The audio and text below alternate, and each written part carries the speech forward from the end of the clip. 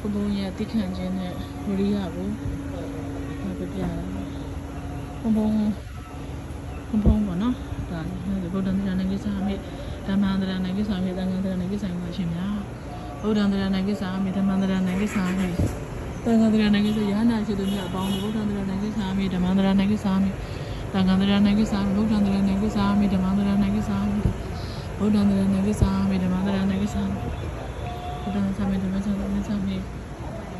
ဗုဒ္ဓံတရားနဲ့ကိစ္စမိဓမ္မံသမိဓမ္မံဗုဒ္ဓံတရားနဲ့ကိစ္စမိသမိ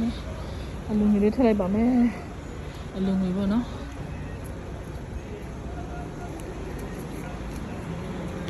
ဆရာတော်ဖျားရှင်ဆရာတော်ဖျားငါရောက်တော့မလို့ပဲပြပါလေ